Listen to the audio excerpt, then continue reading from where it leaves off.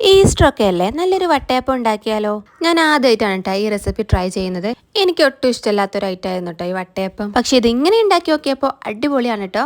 ഒരു പാത്രത്തിൽ 1 കപ്പ് പച്ചരി എടുത്ത് നന്നായി കഴുകി ഒരു 4 മണിക്കൂർ ഒന്ന് കുതിരാൻ വെച്ചിട്ടുണ്ട്.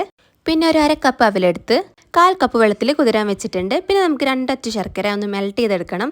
ഇനി ഒരു മിക്സിയുടെ ജാറെടുത്ത് അതിലേക്ക് നമ്മൾ കുതിരാൻ വെച്ച അരിയും അവിലും പിന്നെ ഒരു 5 ടേബിൾ സ്പൂൺ തേങ്ങയും 4 ഏലക്കയും 1/2 ടീസ്പൂൺ നല്ല ജീരകവും 1/2 ടീസ്പൂൺ ഈസ്റ്റും 1 ടീസ്പൂൺ പഞ്ചസാരയും പിന്നെ മെൽറ്റ് ചെയ്ത് വെച്ച ശർക്കരയും ചേർത്ത് ഒന്ന് അടിച്ചെടുക്കാം. അതിലേക്ക് ഒരു 1/2 കപ്പ് വെള്ളം കൂടെ ചേർത്ത് നല്ല ഫൈനായിട്ട് തന്നെ ഒന്ന് അരച്ചെടുക്കണം.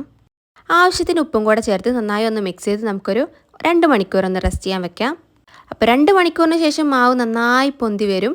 2 മണിക്കൂറൊന്നും വേണ്ട കേട്ടോ, 1 മണിക്കൂറിൽ തന്നെ പൊന്തി വന്നിട്ടുണ്ട്. അപ്പോൾ മാവൊക്കെ നന്നായി മിക്സ് ചെയ്ത് നമ്മൾ ഒരു സ്റ്റീലിൻ്റെ പാത്രത്തിൽ കുറച്ച് നെയ്യ് തടവി കൊടുത്ത് അതിലേക്ക് മാവിൻ്റെ പകുതി ഞാൻ ഒഴിച്ചു കൊടുക്കുന്നത്. 2 സെറ്റായിട്ടാണ് ഞാൻ ഉണ്ടാക്കിയെടുക്കുന്നത്. ഇനി അതിൻ്റെ മുകളിലേക്ക് കുറച്ച് കാഷ്യൂനട്ട് ഒന്ന് കട്ട് ചെയ്തിട്ട് കൊടുക്കുന്നുണ്ട്. ഇനി ഇത് നേരെ ഒരു സ്റ്റീമറിലേക്കോ അല്ലെങ്കിൽ ഇതുപോലെ ഒരു പാത്രത്തിൽ ഒന്ന് ആവി കയറ്റി എടുത്താൽ നമ്മുടെ വട്ടയപ്പം റെഡി ആയിട്ടുണ്ട്. സൈഡൊക്കെ ഒന്ന് വിടിച്ച് കൊടുത്ത് നമുക്കൊരു പ്ലേറ്റിലേക്ക് മാറ്റാം. നട്ട്സിന് പകരം കിസ്മിസ് വേണമെങ്കിലും യൂസ് ചെയ്യാം.